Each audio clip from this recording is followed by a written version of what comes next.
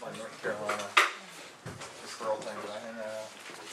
It was on the, it was stapled up to your pack. The last had up there. I don't have it. Mike, do you have an extra one of those?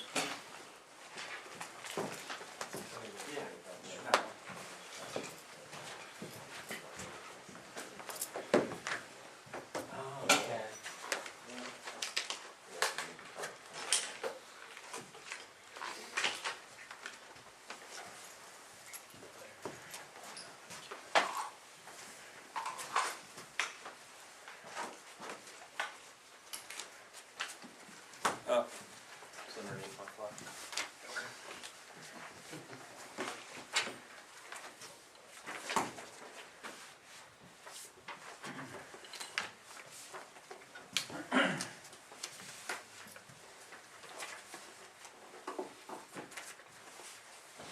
Very well.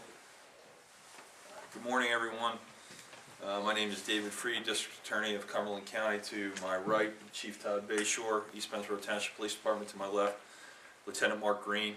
As you know, we're here today to talk about criminal charges that were filed on Friday, late Friday evening, against Steven Brungard of East Pennsboro Township. And I'll give you some background on the case, and then we'll be happy to take some questions. Based on the affidavit that was filed along with the search warrant that was executed in this case and the affidavit of probable cause attached to the complaint, you know that a referral was received by East Pennsboro regarding allegations of sexual abuse of a 10-year-old female.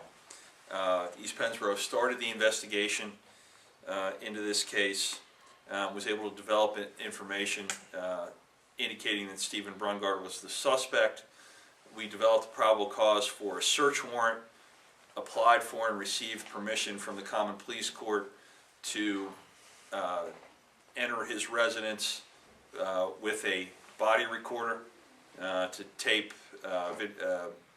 digitally tape whatever would take place there, and you understand the difference there. If we're doing just a consensual phone call, Attorney General, District Attorney can approve that. In order to go into somebody's house and record, there's a heightened level of scrutiny, and that level requires approval from a common pleas judge, which we obtained on Friday afternoon.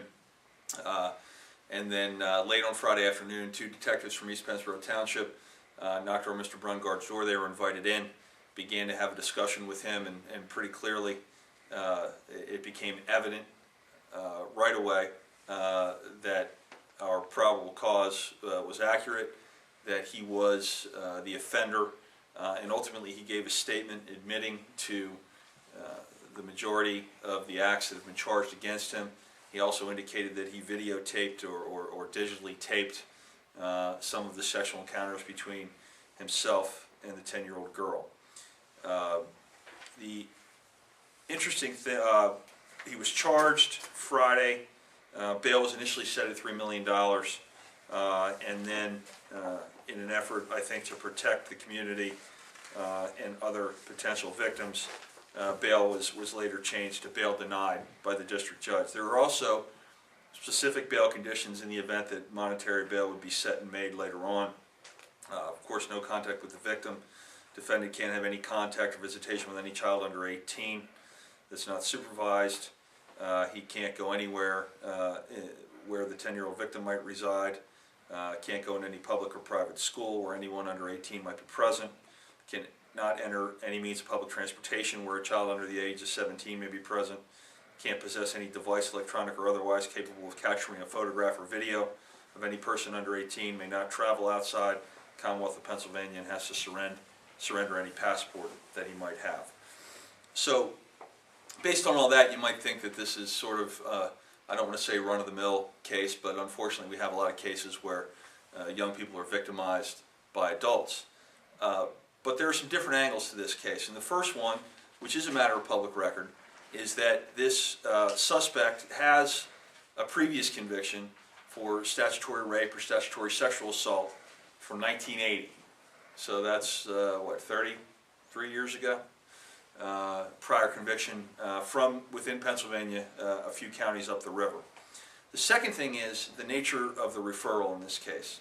You know, we've heard a lot in the news lately about who's mandated to report about referrals and how referrals go. I know there's a lot of great work taking place in the legislature right now, trying to streamline that process, trying to make sure that we don't miss any potential harm to children within the Commonwealth.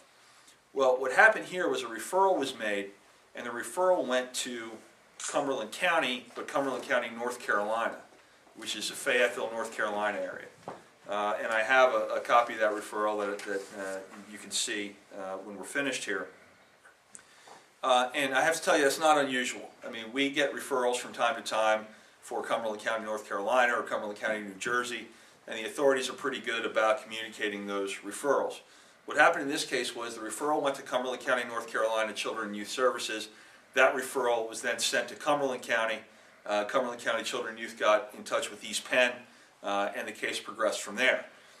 The interesting angle about the referral in this case, however, is that the referral was made by the suspect. The suspect referred this case to authorities, indicating that he believed his victim was the victim of abuse. Of course, not abuse by him, abuse by somebody else. At the same time, the suspect made a similar referral to a local religious institution here. And I'm pleased to say that the referral process worked.